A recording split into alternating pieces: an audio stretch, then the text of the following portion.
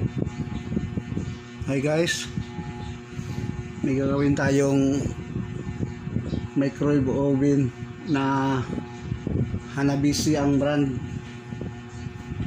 Sabi ng may-ari mag ano siya, light lang siya pero hindi siya uminit. Ngayon testingan natin kung ano ang kanya. Yan o.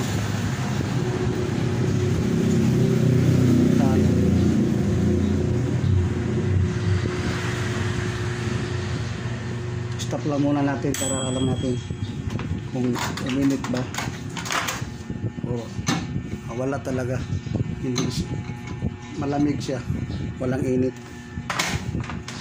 Ngayon buksan natin kung ano ang dahilan bakit hindi siya uminit, na may ano naman siya, may power.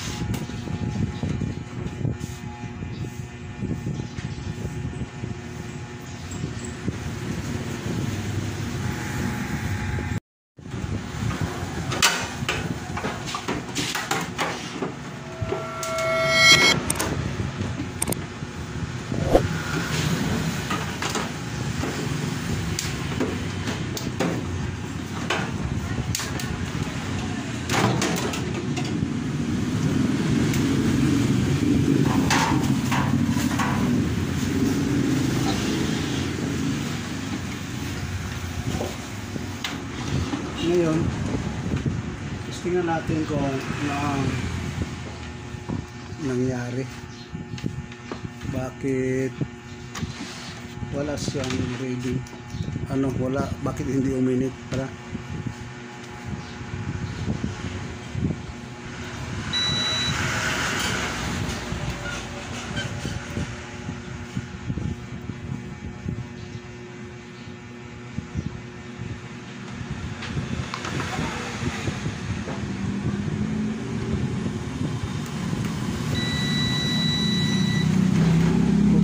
dyan kasi may ano naman siya, may light at tagpo naman siya, kaya okay ang fuse. Ngayon mag-testing tayo ng ngayon may testing tayo ng diode dito, kapasitor, yung nakakabit sa circuit. Yun o, may reading. Yun, wala. May reading siya. Ibig sabihin may short ito dito.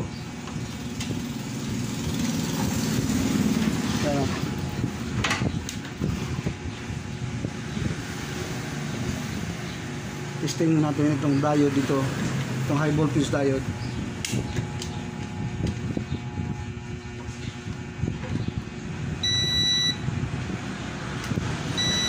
Yan,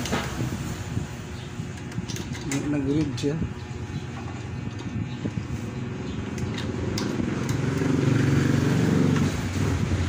Gagawin natin,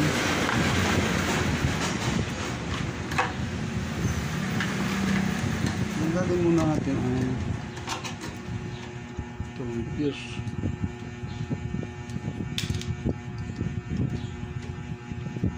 Ano pala ito? Putol ang fuse dito. Naputol ang fuse dito sa galing dito sa transformer, dito sa high voltage transformer. Open ang fuse. Yan o, open ito dito.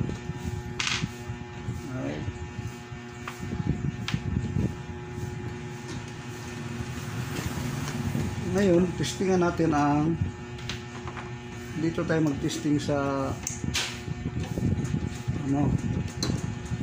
ito sa okay naman ang fuse dito, okay naman ang ang diode. okay pa lang tayo dito. Saka itong capacitor walang short. Yan o. Wala pala short dito. Okay ang capacitor. At saka ito ang high voltage diode. Ito. Okay pala ito. Ngayon, testing na natin ang magnetron. Ito ang magnetron. Ito tinatawag na magnetron. Testing natin.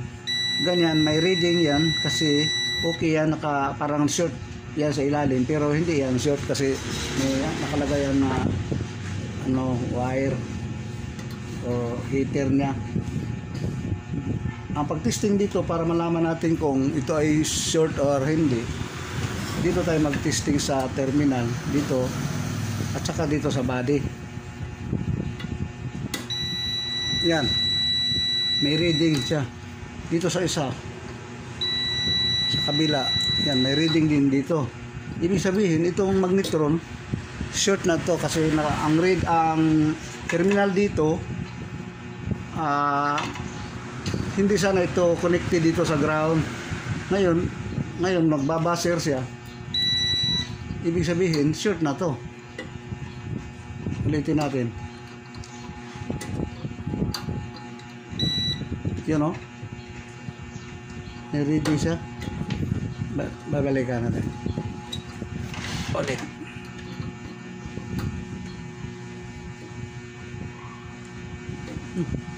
Nangyari. Nawala. Yun. May reading. Hindi pala masyadong nabiin kaya hindi ganina Ito sa kabilang terminal.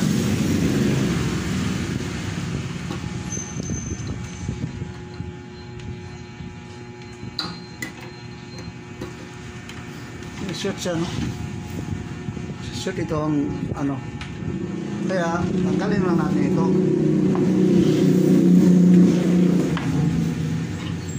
Tanggalin natin ang magnetron.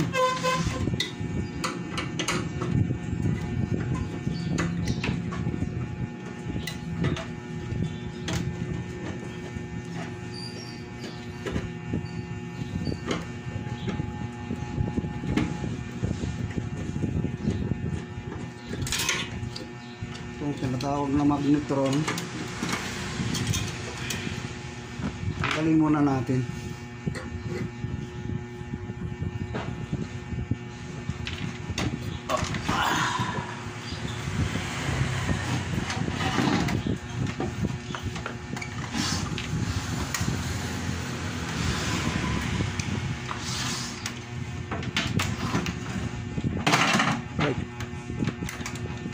Mahirap kasi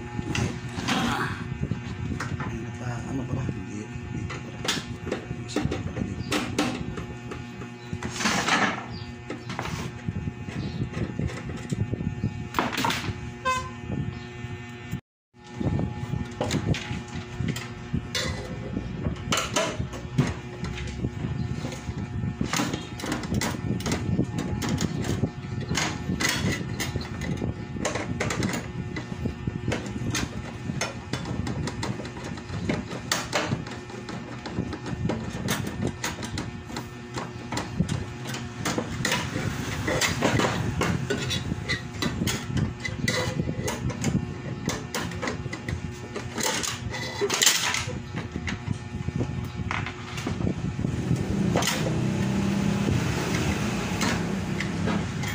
Ito na. Alis ko na ang magnetron niya. Ngayon, para maayos ang pag-testing natin, ito ang gamitin natin para makita. Ito. Testing natin itong magnetron dito sa ground. Yan o. Kita nyo? Ito ground nyo. Ground to. Dito. Tapos ito ang terminal ng magnetron. Ito may reading siya sa times 1. Yan, times 1. May reading siya. Yan o. Kabilang terminal. Yan. Ganun din dito sa buzzer. Magbabaser tayo.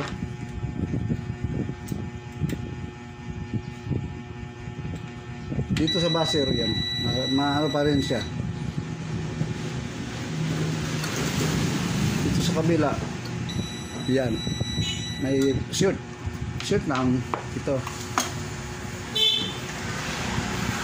Ngayon, ang gagawin natin, maghanap tayo ng kasi order kami ng magnetron.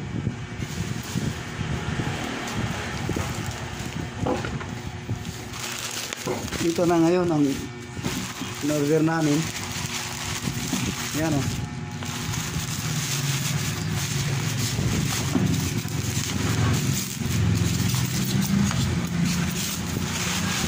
Order kami ng magnetron.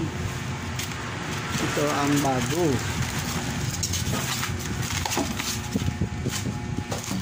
Ito ang niya, itong short. Ito ang number pala. Galans AIM24FA-410A. Dito na ngayon ang in-order naming bago. Ito. Same pa rin. AIM24FA-410A. Ito bago. Ngayon, i-compare natin ang reading dito. Bago at nang yung short. Yan, sa terminal. Dito sa terminal niya may reading. Yan. Pero dito sa ground, yan, sa ground wala siyang reading. Dito sa kabila wala. Yan, kahit sa high range niya, kahit sa higher na range, walang reading dito sa terminal ng magnetron papunta sa ground. Hindi gaya ng itong isa, itong sira. Pag dito tayo nag-connect sa ground, yan may reading. Yan. Kaya short na to. Ito na ngayon ang ipapalit natin dito. Pero alisin na lang natin tong isa ang dito kasi walang ganito ang sa bago, walang ganito. Parang ngayon i-transfer natin dito sa kabila sa isa para sa bago para may na rin siya, may tawag dito.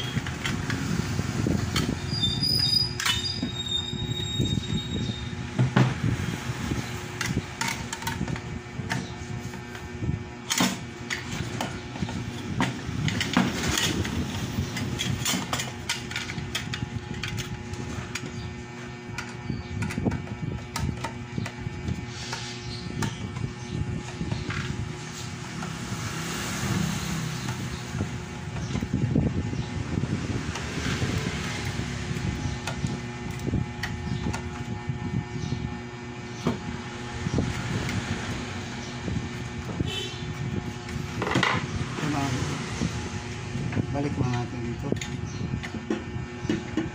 Balik. Ay, kabit ka na. Magsalita natin mga bro.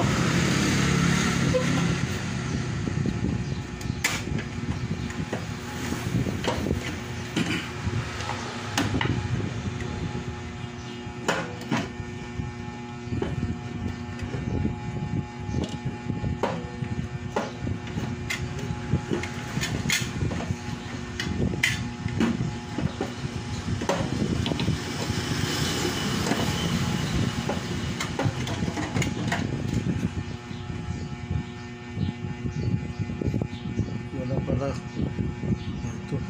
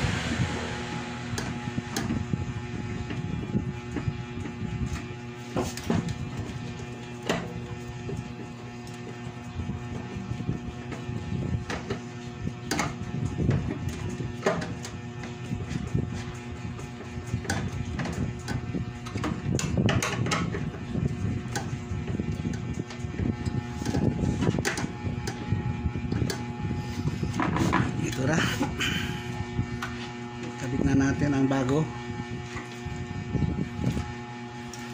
Testing tayo ulit para malaman lang din natin. Yan ang bago na to. Testing din, wala siyang reading sa ground kasi bago na yan. Kabit na lang natin ang terminal. Ito at ito ang isa. Yan na. Yan, kabit na. Pero itong fuse, papalitan muna natin ito. Susi, ito. Maghanap muna ako. Naubusan pala ako ng fuse na high voltage fuse. So, malaki ang voltahe nito, 5 kilovolt, tapos maliit lang ang amperahe. Kaya ang gagawin natin, may mga ako dito ng playback. Yung sa high voltage, ito. Kukuha lang ako dito ng wire. Ito na ang gagawin kong fuse dito. Kumuha ko ng isa. Kasi itong sa playback, high voltage din ito. Kaya pwede na ito pang palit dito. Nagawa ko na ito dati. Okay naman, gumagana naman. Hanggang ngayon, hindi pa naman nasisira. Ito ang gagawin natin. Ito ay natin dito sa ilalim.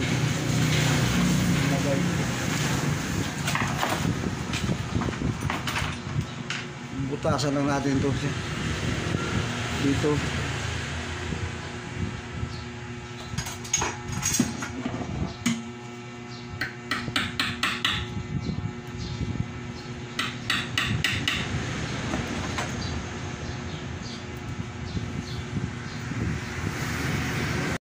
Ito na ang fuse na ginawa natin mula sa flyback transformer sa high voltage. Kumuha lang tayo ng gawang wire. Diyan ako kumuha sa flyback sa high voltage kasi mataas ang amperahe, mataas ang voltahe ng wire na niya ng wire mataas din kasi high voltage din dyan lang sa flyback na ginamit. Ito na ang ginamit natin dito kasi umorder pa tayo ng fuse, mura lang ang fuse, tapos ang shipping fee malaki, mataas ang shipping fee, tapos fuse lang ang order natin. Kaya naghanap na tayo ng ibang paraan. Yan na, may fuse na siya. Testing natin, pero gaya pa rin ng dati. Sinasabi ko na bago tayo mag-testing, isarado muna natin ang unit gaya ng dati kasi mataas ang radiation ng mga microwave. Delikado sa karakter natin.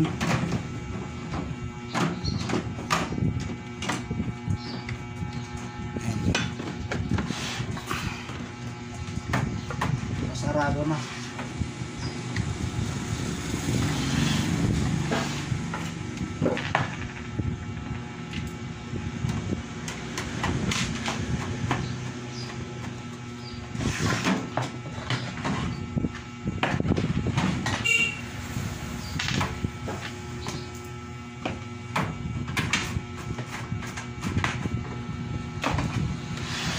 Dito na siya. Yan, testingan natin.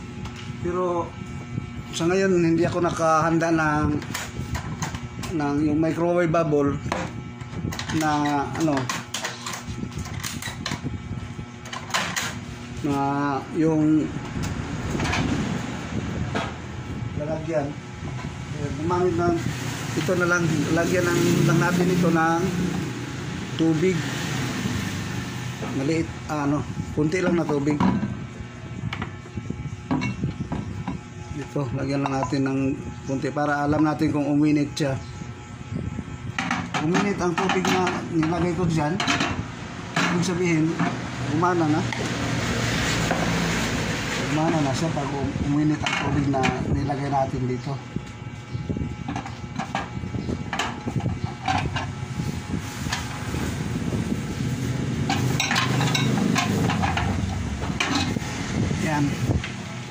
tubig na siya.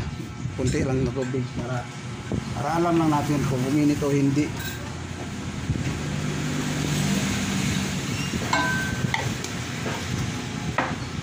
Ngayon, testing natin. Saksak.